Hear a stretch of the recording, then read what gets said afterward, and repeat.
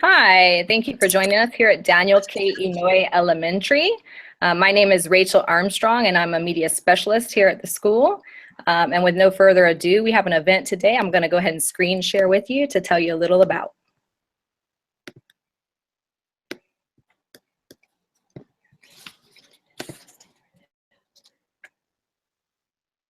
Okay, again, welcome to Daniel K. Inouye Elementary, located in Waiwa, Hawaii. Our school vision is to empower learners to explore, discover, create, and share. In the spirit of that vision, today's YouTube Live event is focused on project-based learning. Yay, woot woot. We have educators from different islands as well as from the mainland joining our YouTube Live event to share their experiences with project-based learning. To give you a brief background of our professional development journey, our faculty began exploring project-based learning last year and this year in professional learning communities. We have delved deeper into discovering project-based learning instructional strategies. To access today's show notes and the YouTube Live video, then please go to the following bit.ly links. Like any school, we have teachers at many levels of comfort and or experience with project-based learning. Our teachers wanted to connect with teachers outside of our school who have experience with project-based learning as well. So for today's event, we have gathered our teachers' questions and sent them to Marnie Masuda-Cleveland, who not only helped us by inviting the panel members, but also will be assisting us in moderating the event today. We would like to thank the entire panel for making time to be with us here today. And without further ado, let me stop screen sharing. I'd like to go ahead and get started by having the panel introduce themselves, and we're just so appreciative that you joined us today. So make sure again that your volume is unmuted when you introduce yourself, and we'll start with Marnie. Thank you so much. Thank you very much, Rachel, and hi everybody. One of my favorite faculties anywhere, so it's an honor to be here. I'm Marnie Masuda-Cleveland. Most of you know me. I'm a project-based learning specialist, place-based project-based learning specialist with the Creative Core LLC, and I'm also a national faculty for the Buck Institute for Education. And I have an incredible, I'm just honored to be sitting here virtually with this panel because everyone is an incredible sort of resource for you. So I think that's all about me that you need to know. You've seen a lot of me. So let's just move on, I think, to Robin. Okay, hello. My name is Robin Caldwell, and I teach at Catherine Smith Elementary School in San Jose, California. I teach kindergarten, and I started teaching PBL 5 years ago when our school went through a reinvention, and we basically changed over our staff. About 2/3 of us were new, and all agreed that we would do project-based learning as an entire site. And so I've been teaching now 5 years in kindergarten, so I've got 5 years worth of different projects under my belt.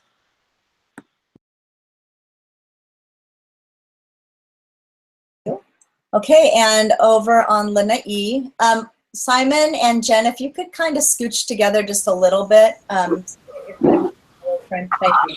I'm like micromanaging you. So Simon and Jen, can you tell us a little bit about yourselves? Aloha, my name is Simon Tajiri. I'm the Hawaiian culture curriculum sort of organizer here at the Lanai, mostly for elementary school.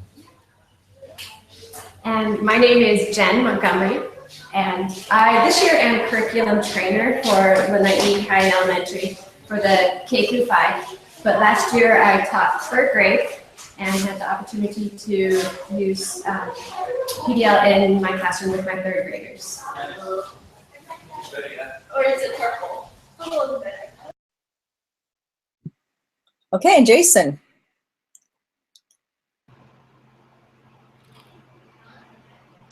All right, can you hear me now, Marnie? I can hear you perfectly. All right, well, thank you. My name is Jason Wong. I got my start in teaching in New York City as a New York City teaching fellow, and it was horrible. It was just awful.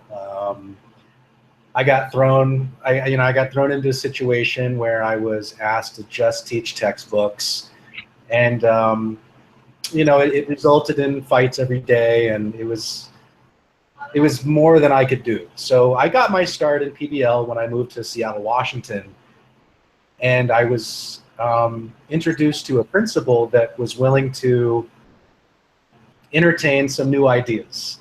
And I got my start because we had decided to build a school garden.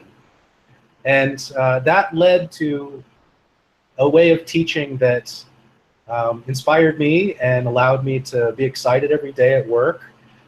I think paired with that, what I was able to bring to teaching was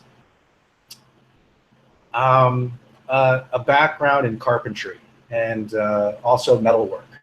So many of the projects that I wanted to do with my kids, I felt like I had some knowledge. I mean, I owned every tool imaginable and felt that this was something that I wanted to teach my kids and something that I could bring alive.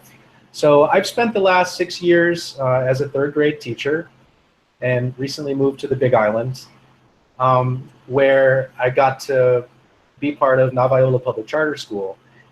And my experience with Navaiola has led me out of the classroom, which is difficult for me, but I'm trying out a new hat this year, and I'm the director of our school. And so my feeling was that I could try to take what I had gotten from teaching and from PBL and try to give that to my staff as best as I can. Thank you. Thanks, Jason. And moving on to Gabrielle.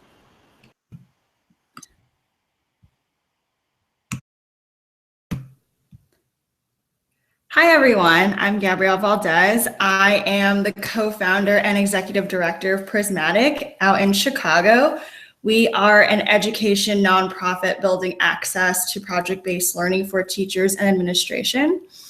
And my background is in early childhood education. I taught in Glendale, California, and I have experience with working with as young as 2 years all the way to 5 years old and doing a lot of project-based learning, inquiry-based learning, as well as play-based learning.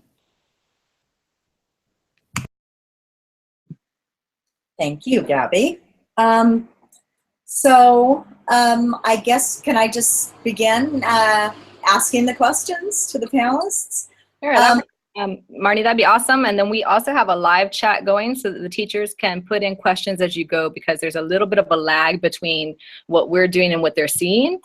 So we'll just keep the questions flowing in the live chat, and we can ask them here and there as you feel, warrants. Okay, that's great. That's great. So I'll just kind of, as questions come up, I'll just kind of throw them to whoever I think, or our panelists, whoever feels like they're ready to respond. You're welcome to do so. So the first question that I felt like was on everyone's mind, and I really want to start with Jen, if that's okay, Jen, on this one. Jen Montgomery and Simon actually both spearheaded the Lanai Town Square project for third graders last year. And they had a variety of different levels of learners, and there were ELL and SPED students involved. They did a miraculous job on this project.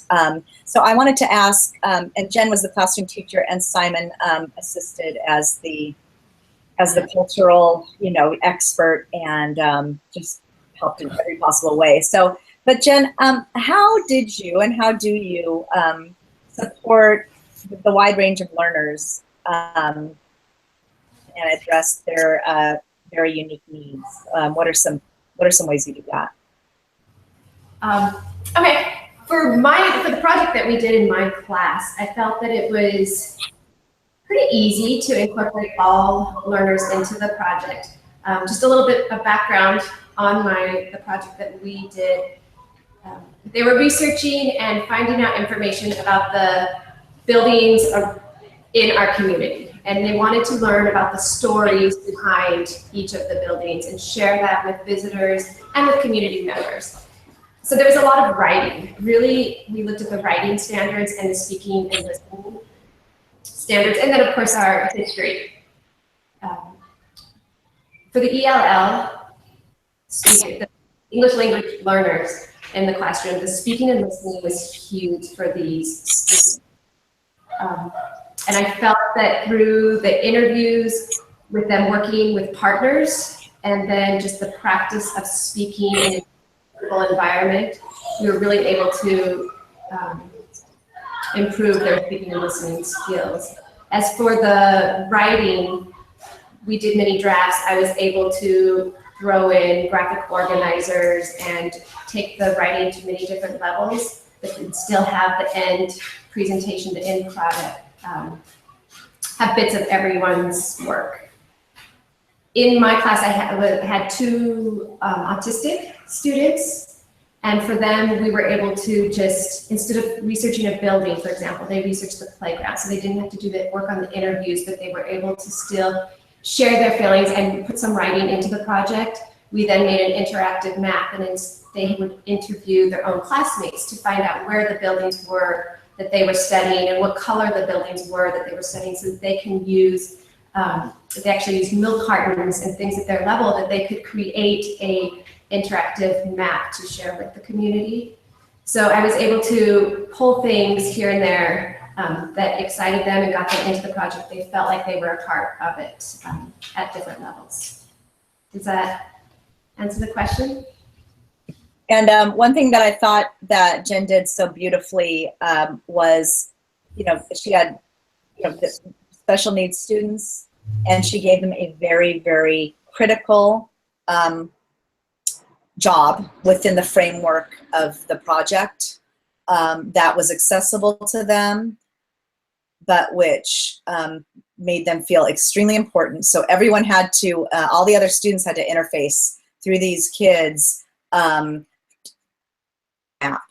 And those kids had to go out to all the different teams and gather information and with their clipboards. And it was just a wonder to behold. And it just felt so right to have those students have that role and get so much out of it as far as their ELA skills and also the success skills of collaboration and everything that the other students were getting out of it. So I thought that was really impressive. And then Jason, did you want to throw anything in as far as what you've done to differentiate instruction within the framework of PBL so that all students have a role and all students are learning? Yeah, absolutely. The hardest part, I think, for me was to locate resources that were already differentiated. So, as a school, we find things like Words Their Way, where you can assess a student and make sure that the student is getting grade level work or work that's on their level, and you find ways to support them. What I appreciated about my projects was that it wasn't necessarily something that was one size fits all. It was the type of experience that students could write about from their perspective, and it opened up an opportunity for them to ask their own questions at their own level. But I think that what I would add to the conversation is that it took a lot of extra work on my part to find things that they could read, to find things that were at everybody's level. And it's in my mind just a commitment that we make to PBL,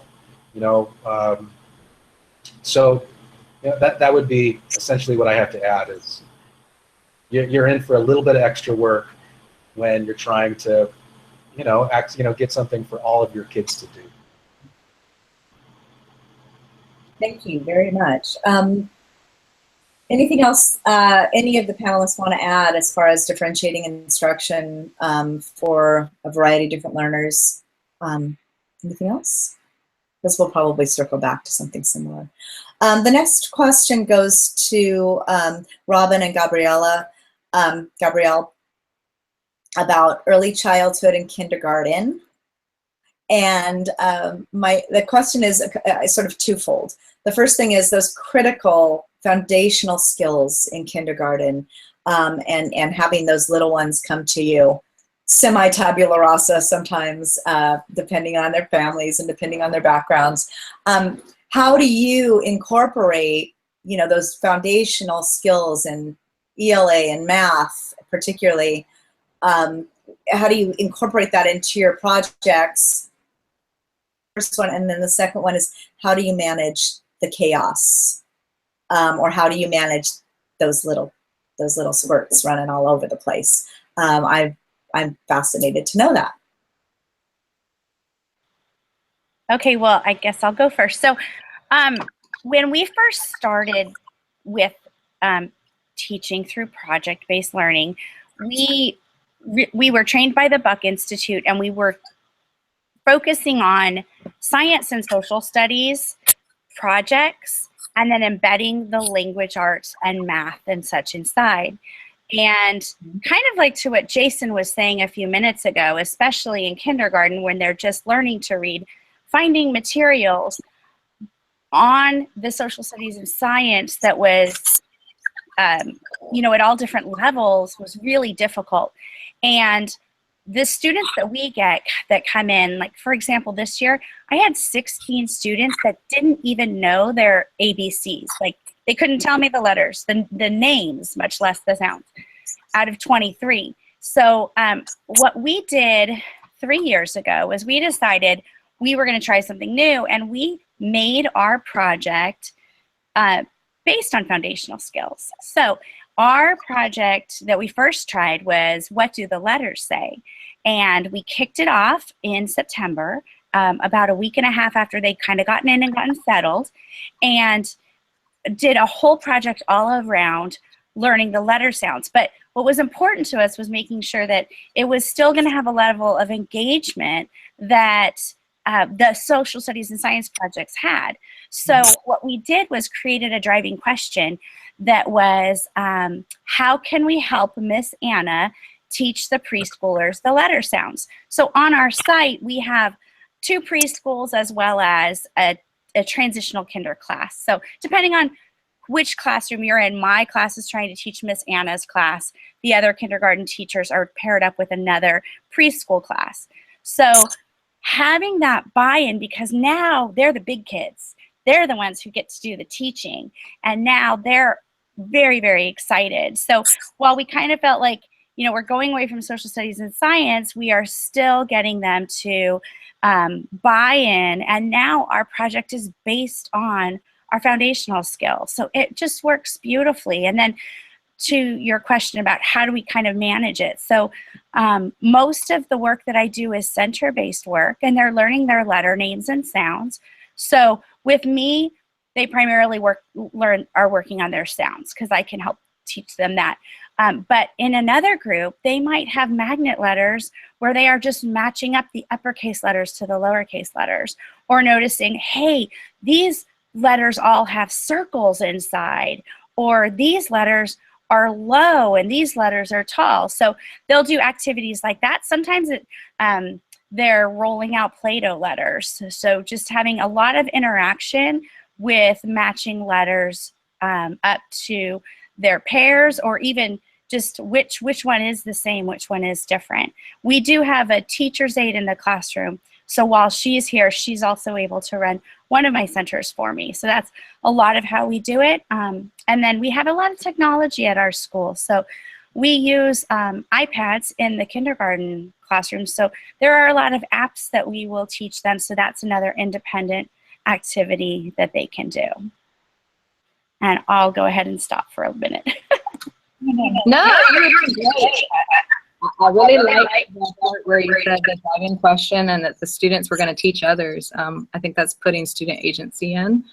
So I really was interested to hear what product, maybe how the kids went about informing the preschoolers, is one of my questions, or how they decided to inform or present their findings on letter sounds. Sure. So that actually was a process too that we went through. When we first started, we decided, one of the things we really were looking for was a way to help kids practice at home, because we have 75% maybe of our class, 60 to 75% are second language learners. And I probably have about 50% of my parents who speak primarily another language and have very minimal English. So what we did was we decided to create a video. So each child was given one letter, and they were in charge of coming up with a little saying. For example, the letter is A and the sound is A, as in, and they got to pick what object started with A and a movement. So if they picked alligator, they might say, as in alligator, and then they might make chomping hands and say alligator, alligator, alligator. What we found after 2 years of making, so then we put the video together and we would do an exhibition where the preschoolers would come, and then we did a second exhibition for family and community members.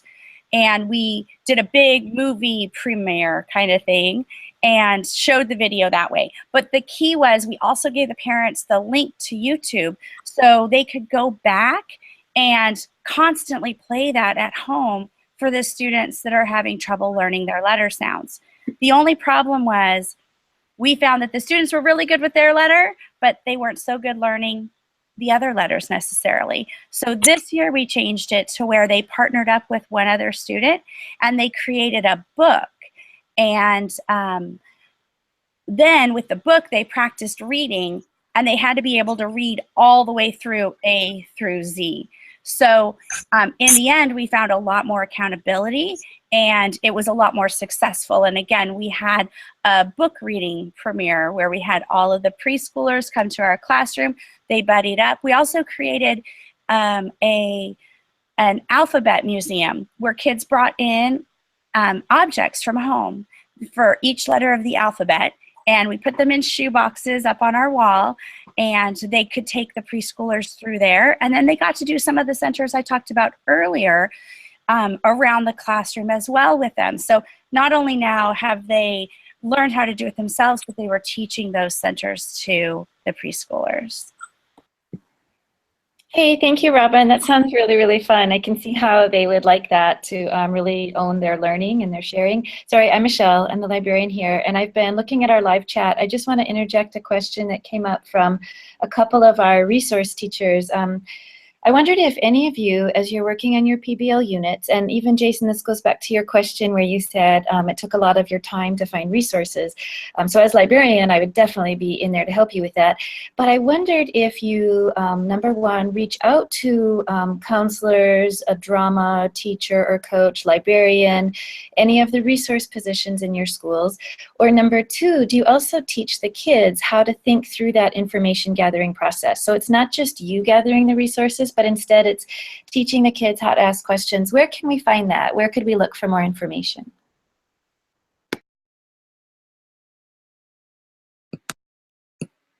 Gabrielle, do you want to take that one, that question about resources and leveraging? Hit on that a little bit, if you would like. Just for our project, we really reached out to resources in the school, but also community members. Simon, for example, was a huge, we could not have done the project without him and with his doing more of the tech and just making the whole project fit together in the end. I'm sorry about Jen, you're out of the frame. Can you scooch closer to Sorry. a little? There you are. Okay, good. Sorry, go ahead. But then also we did, for the third grade project, part of it was going out into the community and doing interviews. So part of that was we needed help to take the students to get the interviews, and we reached out to different people at our school. But then even for the interviews, we, Simon especially, knew exactly who these students should interview, but we did want the kids to kind of come up with their own ideas too. Like, for this building, who do you think would be a good match, and having them, talking to them about that first before helping them decide on the final, as far as like the art, putting together our interactive map, we were able to contact like our art specialist in the community, and she was able to come in and really help them decide like should we put this together, what could we use to make the trees, what could we use to make the buildings, and helped with that. So could not have done this project on my own or with just the students and myself, and we really reached out. And it's a cool way to build community too. One thing that Jen did to prep the students was to how does the interview process work? What kind of questions you guys want to come up with? And then they actually rehearsed interviewing each other first. So as a form of research, like learning how to go out, ask the questions, document it, and then come back to the classroom and create it into a document that can be shared. Yeah. So I think that Simon, I'm just going to interject because I really love what you're saying. I think it reminds me too that that idea that learning is a lifelong process, and we're not just teaching kids to finish this worksheet, but we want them to always be thinking out in their community. Thank you, Jen, for sharing too. It was really great to hear some more specifics about your project and the resources you used. And we have another question from our teachers, and it's directly to Robin, actually, related to resources. So one of our teachers was wondering if you have the kindergarten students give input to the resources at the centers. So they have choice sometimes in which center that they go to, but I'm not sure they would have choice necessarily. I'm trying to think how. I think what I primarily do is kind of pick up on what it is that they're enjoying working with versus actually asking. But then we try to make sure they have the choice in other places because we want to make sure they've got their voice and choice inside of it. But if you're asking primarily about resources, that's kind of centers that I've created over time. And like I said, you kind of get a feel for, oh, they're really excited to go that one, or oh, that one, they seemed really distracted and maybe I should not do that one as often. So that would be kind of where I go more with those resources. Really, my resources for coming up with them is primarily Pinterest. They just have some great ideas on there that I've used to create different centers for them. I'm wondering if you folks felt, sorry, I'm interjecting another question, but I'm wondering if you folks felt as you moved to PBL, your mind shift kind of changed too, especially the idea, how you're reaching out into the community or going to Pinterest or relying on other teachers to help you. Does it take a little bit of the load off your shoulder to reach out to others, or does it change your teaching in some way, do you think?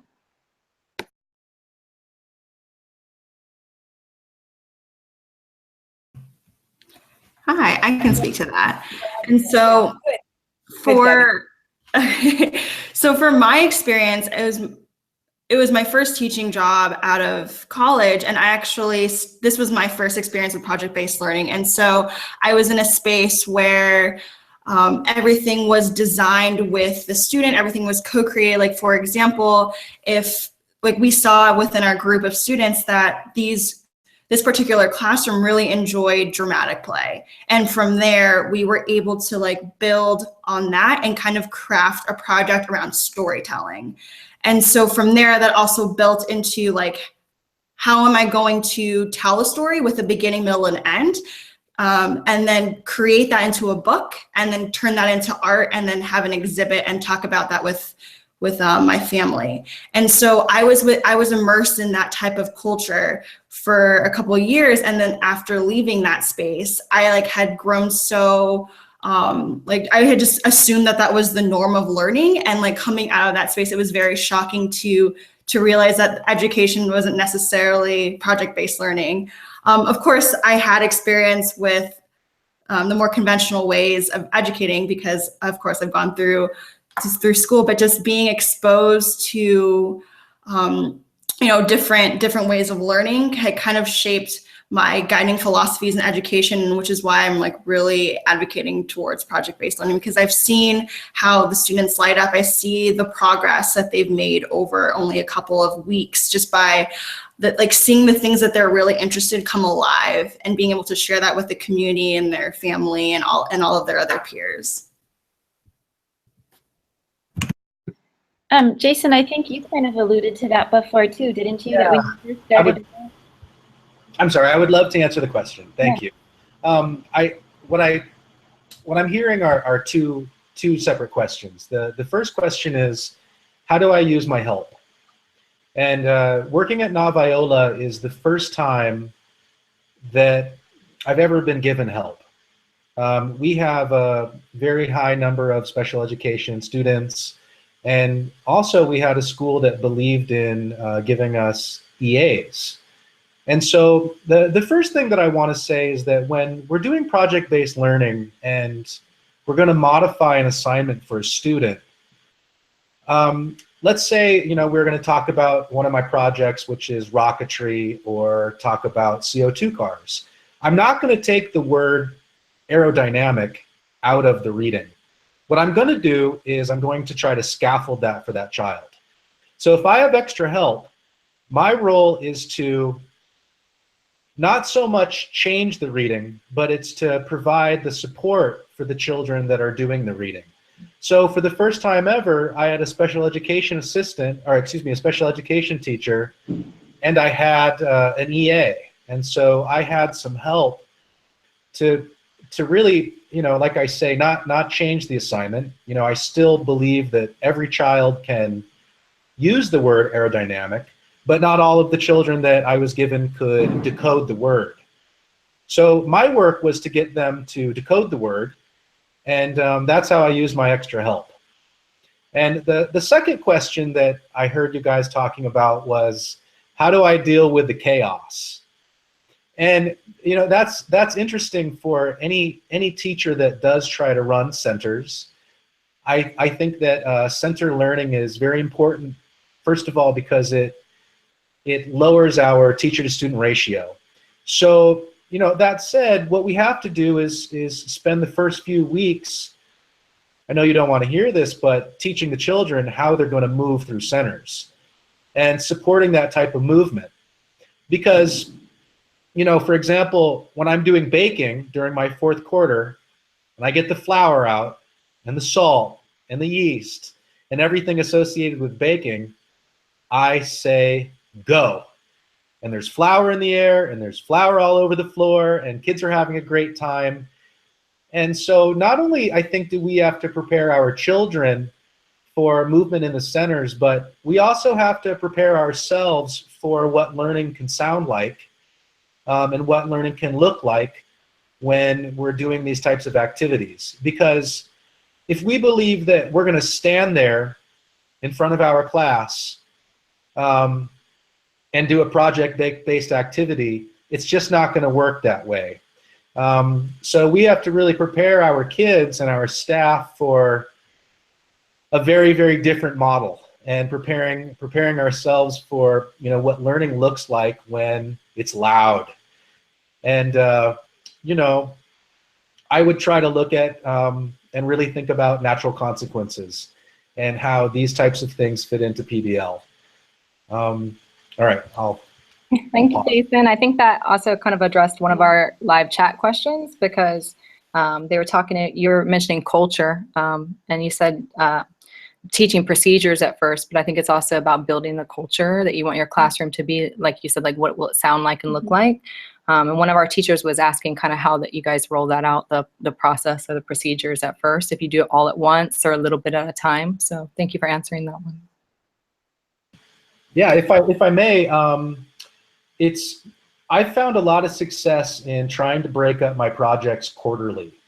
And what I do is I try to start with the projects that will be able to build these types of routines, build these types of student-centered questions, and build these types of things where I've got 25 kids and they're all moving. So that said, I would never ever start my year out with baking. That's how I end my year once my kids have gotten a sense of how this works. What I do is I started my year out with CO2 cars and would slowly start to build movement and collaboration and all of these different components into the type of experience that I wanted during my fourth quarter. And so I think like an assignment that you scaffold, you try to scaffold the idea of project-based learning. So your students aren't caught up in what can be chaotic, so your students aren't caught up in what can feel like it's too loud for them. And, it's something that I think needs to be built because more often than not, teachers are very, very uncomfortable, and students as well, literally getting their shoes dirty in the garden. During my first year of teaching, that was one of the hardest things that I had to get past, was that parents were sending their kids with new shoes, and I was sending them home with dirty shoes. And so, it was something that we needed to build. Thank you. Thank you very much. We have one other question that's kind of trending right now. Is about assessments. And can you guys share how you assess students during project-based learning and how you know they've achieved grade level standards if they're basically coming up with their own questions as well? I think that's multiple questions, but if anyone wants to tackle how they assess. Help create the rubrics. And like Michelle said, if there's co-constructed rubrics, or how you go about assessing along the way as well as towards the end, or if you only do along the way. So how you assess during project-based learning, if you could share about that.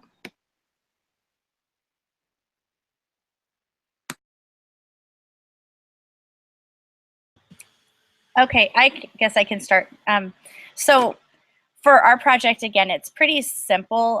What do the letters say? So the main goal that we're looking for is to get them to know all 26 letter sounds. We have, as a team, come up with a rubric for halfway through the project, which is when we do student-led conferences with the families to let them know how the students are doing. And then we have another rubric with different set of criteria for how many letters, sounds they should know by the first reporting period. But we're not just looking at the letter sounds. Some students I need to be assessing on the letter names if they came in and not knowing it. Students who are getting their letter sounds very quickly, or maybe the one or two that come in already knowing it, then I might be looking as well as having flexible assessments in a sense, where I'm already starting to work with them on, can you hear the beginning sound? Can you hear the sound at the end? Then can you hear the middle sound? And then later, can you start blending? So I try to be really flexible in my assessments, what I'm looking for, because the students are all on different levels. Then we're also looking for collaboration and communication. So as a part of our final exhibition, we do give the parents, when they come, a rubric to talk about, well, could you hear them? So we talk to the students about, you're going to be communicating. You need to make sure your volume is loud enough. And so we'll do 21st century skills as well as the academic skills when we are assessing during our project.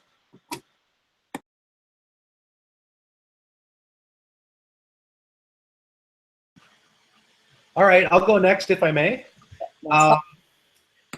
What I try to do is, in my projects, I try to choose things that require children to modify something. They take that information and they go back to what they were doing.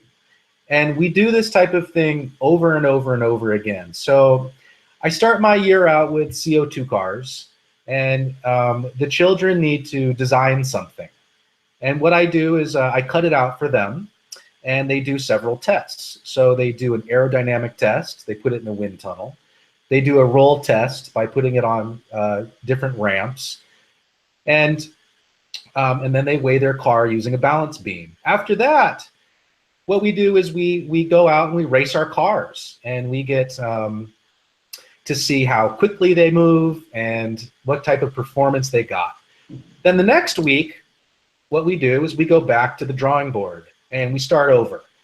So we think, okay, what types of modifications could I make based on our reading? And so they put a little work order into me, and I recut their cars. They go over the same tests again, and then they race their car. And so my assessments, you know, I've never been told that I could just go rogue with PBL. I've always been told that the textbooks, that's a non-negotiable. However, you know, anything that you can do to support your textbooks, and I've always found plenty of time during the day to do that, go ahead and do it. So my assessment was, it typically was whether or not a student could take an experience and make a modification and make it better and better and better and better. And we did the same thing with rockets, we did the same thing with carpentry, and we do the same thing with cooking. So I felt like it was sort of a moving target, our assessments. And you know, other than that, our assessments tended to be our standard assessments that the schools would give out. And I'm not so sure that a lot of our project-based learning, you know, was school-wide ever to that point where they would really even allow us to take those types of things and assess them. But personally, that's how I was able to give my parents a sense of how their children were doing in class, was their ability to make modifications and changes and to move forward. Yeah, I just wanted to interject that idea of leaving, well, expertly crafted PBL curriculum, you know, in your classroom. It leaves time for that revision, because in that revision is where you know, a lot of the most important assessment takes place. So just considering that and thinking about it as you plan for your year is really important. So I just wanted to underscore that. And I can speak a little bit about assessment for my third grade. As I mentioned earlier, it involved a lot of writing, and that's what I used as for my assessment. During the third quarter, I believe it was, they really did 3 types of writing. They worked on narrative, and then they did their interview, their research, and I feel like there was another one. Okay. But I just assessed that along the way. So we broke it up. We would do little mini workshops. We would, for the observation, the narrative, we practiced doing one close at home, like in the classroom, observing things around us. And then when we went out, and we would just break it up in any kind of writing piece, and I would assess it as we went along.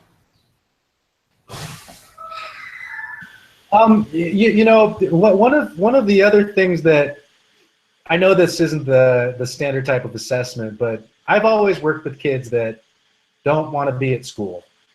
And I seem to always work with staff members that don't want to be at school. And I think that one of the most important things that we can do is to ensure that our students want to be here. The next thing that we can do to ensure that they want to be here is we can make sure that we as educators want to be here. So, you know, while it's not a formal assessment, I think that, you know, bringing joy to your own day and bringing something that is you into your classroom is, you know, a type of assessment that I'm more interested in at this point as an administrator, because I want to know that my kids want to come to school. I want to know that my kids have a reason and have something that they're looking forward to. And I want to know that my staff is also able to do the same thing.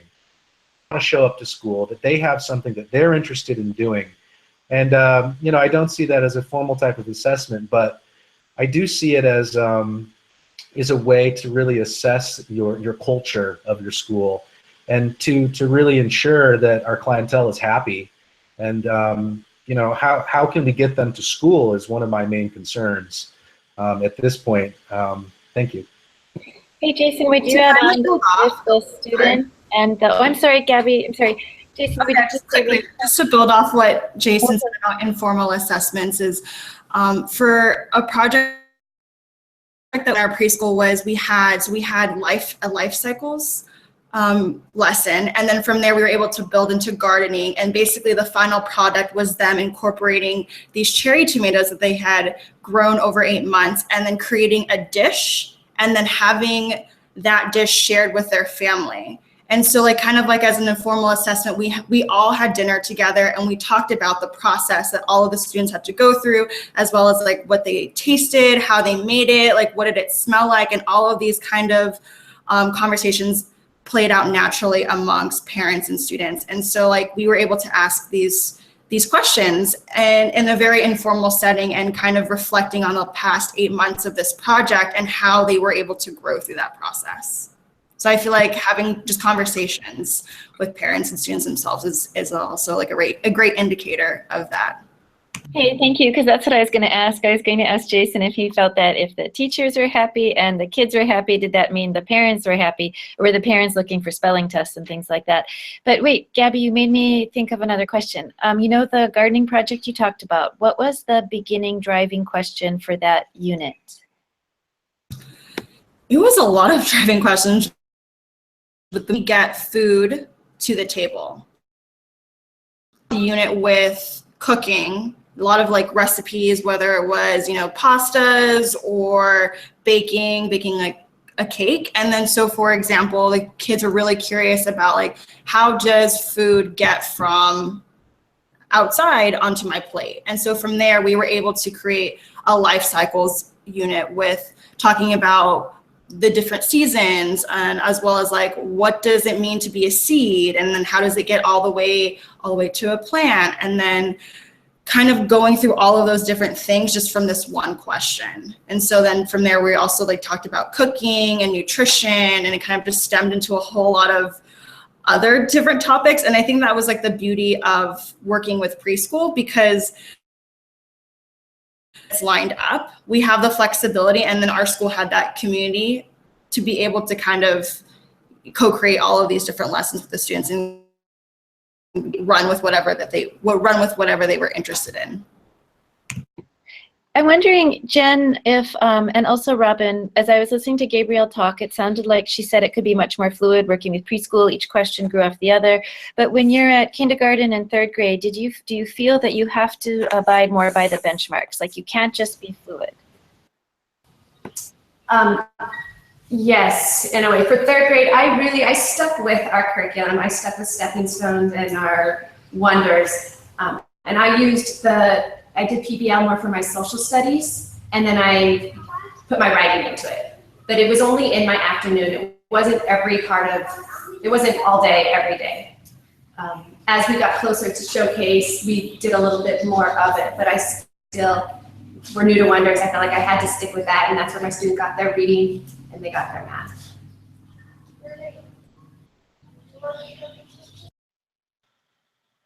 I would say the same thing. I think, so what we did is we just have over 5 years seen what the needs are of the students that come into our classrooms, and it's been pretty consistent. So we now are always starting out with what do the letters say, which is what we would be teaching anyway from the beginning. So, and we also use wonders, so it mirrors and it fits beautifully, really. Then what we do for our kind of a winter PBL project, because pretty much what do the letters say gets us to November. Then for a shorter, quick one, we do one about the holidays, and it's how can we help our community during the holidays. And so they learn about different organizations that we can, do a food drive for or things like that. And then our final one is a story project where they're learning about retelling a story, beginning, middle, end, what a character setting, and those types of academic language. So that's what's driving our projects, but really it's been fitting beautifully and it progresses nicely for us. Just something to add to that too, hearing the wonder story. Our project actually came from one of our wonders, reading stories about landmarks and how monuments and their stories behind monuments. And that's where our driving question came from. It was the students then, talking about the the buildings here on Lanai and what kind of stories are behind those buildings. So it can fit nicely with the required curriculum that we are using.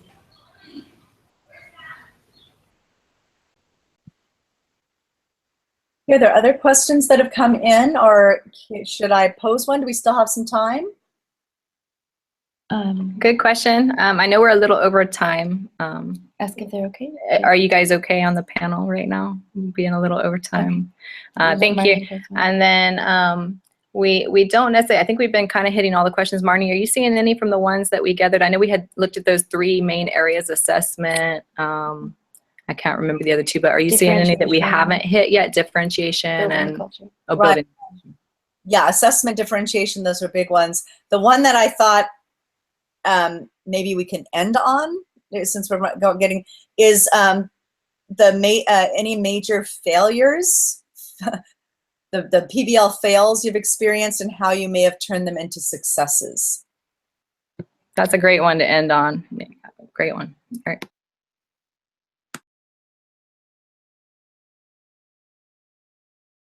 Let's see, who wants to take that one?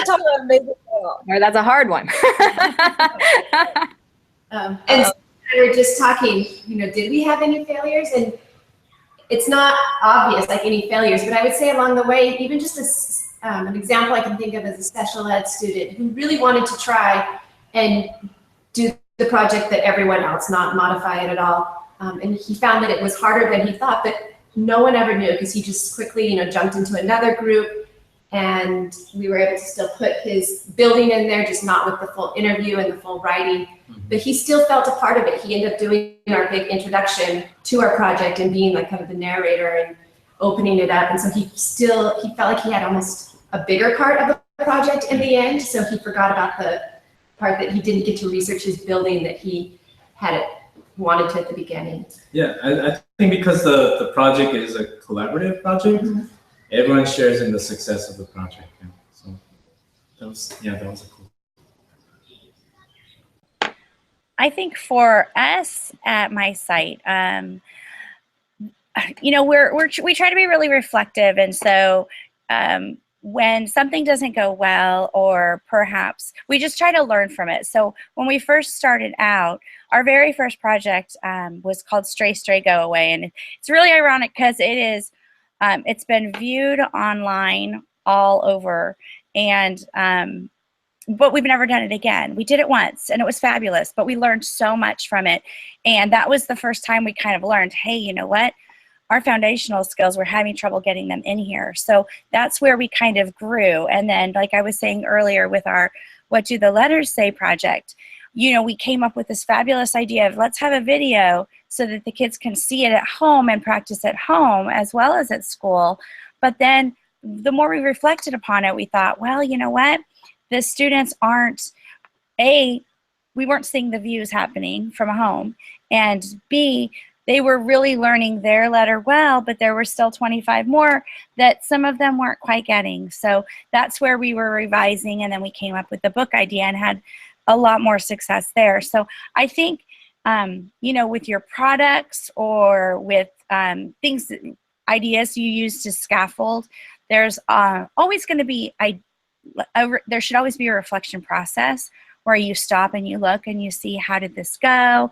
Even we do a lot of critical friends at our site. So we have other teachers looking in, giving us feedback. And I think, in the end, even if there are different failures that we have, it's been really positive because we're able to build so much off of it and make the project better each year as we go. And I just wanted to add a general kind of statement or tip that I noticed with new PBL teachers or schools that are scaling PBL, just really making sure that you're thinking about where the students are when you start and where you need them to go, and think incrementally instead of expecting it all to happen at once. I mean, teachers, we tend to be really kind of hard on ourselves or expect things to happen quickly and just really keep an eye on the skills the students are getting as they're building. And I think that reflective process is really important. And a lot of the teachers I work with at the beginning, they think they're never going to be able to do it. This is a disaster. It's falling apart. And I have to sort of talk them off the, the ledge and say, just continue to have them doing, these habits and getting into the, the habit of questioning and all of these things. It takes time. And so when you're feeling like you're having a failure, consulting someone or having your students reflect on what's going on and taking some moments pause instead of considering it, it can look like failure often. So I don't know, and I'd like other people to comment too. All right, I've definitely experienced a little failure. There was a time when I got interested in making rockets with my kids. So what you do is you make a potato gun, and you get some file folders, some pennies, and some tape. And some of these kids, after the lesson, after 9 weeks of doing this, can get a rocket to go 450 feet. But some of the difficulties that I had was we were engaging in bad science. So for example, if we're trying to make a conclusion based on 2 rockets, that was very difficult. So if the question, for example, is which kind of rockets go further, longer ones or shorter ones, and our sample size is only 2 or 4, we start to run into problems making a conclusion, because what we really needed to do was start the conversation by saying, what should an appropriate sample size have been? How many rockets do we actually have to launch in order to learn something from our results? I think that the other trouble that you get into is when you anticipate a result and it's not what you get. And so you get an opportunity to go back with your kids and really try to figure out what went wrong. And that can be exciting, but it can also feel like you're a little vulnerable standing up there all alone when you don't know the answer to a question that you may have posed. So, I think that what can feel discouraging is when, you're really honestly sitting in the back seat with these kids and you're asking them to make conclusions based on the data that they've taken, and people are having a hard time doing it because you've engaged in bad science. That can be a problem. Honestly, I think the last thing that I want to add is that it can also be a problem when you're one of the few people on your staff that are trying to do these types of activities. My first couple of years at Navajola, I heard some rumors about me that all I do with my kids is play chess and play with cars. And I think that it can be a failure in a lot of ways if you're not going to share the types of things that you're doing with your kids. Invite people to see the products that you have. Invite people to be a part of what you're doing, and try to invite yourself to help them out and try to be a team. So, I think it can be a problem when you're a one-person show and, you're really not using your resources. And thank you, everybody. Thank you, Jason, very, very much. Anyone else want to add something? I can add some. I think for the project that we did with the garden, there were times where some of the plants were dying, some of the lettuce were dying, some of the tomatoes weren't growing. Have a vulnerable conversation with the students and say well, these plants aren't growing right now, and I'm trying to help, figure out what the next steps are. Would you please help me? And so talking about what Jason said about how that vulnerable and transparent process and exposing that here to your students, that also becomes a teachable moment of, okay, this was a problem, and how can we all come together and fix it? And we were also able to draw different comparisons within this accident. So some of the tomatoes were in the shade, some were directly in the sun, and we use this as a moment to say, well, I wonder what happened to the tomatoes that were in the shade and some that were in the sun. Do you see any differences? And so we made that as a teachable moment as well. And reflecting on that, we were able to say like, okay, these are the mistakes that happened. And that's also just part of the process for any type of creative project that you're working on. And I think having that like whoops moment is also a key part in any project or any type of project-based learning. I really like what you're saying there, because it's a kind of a teach as you need to know type thing. So teachable moments, teaching as you need to know. I hate to cut us off because this has been such a great panel, but we're way over time, and our teachers have some reflecting to do as well in this meeting. So I'm going to go ahead and screen share really briefly just to remind our viewing audience for later. My screen. So if you want to go back to this YouTube video at any time, it will be the bit.ly at the bottom, and show notes to today's presenters and some information on them is at the top bit.ly. We want to thank our panel so much for being with us today and taking the time to share their experiences. It was really great, and it's brought up so many more questions, so we want to continue to connect as much as possible. I'm going to go ahead and close out the live broadcast for now, but if the panelists, if you can just stay on for a couple more minutes, we'd like to debrief really quickly. Thank you everyone so much. We really appreciate it. And from us here at Daniel K. Inouye, have a magnificent rest of your day. Thank you.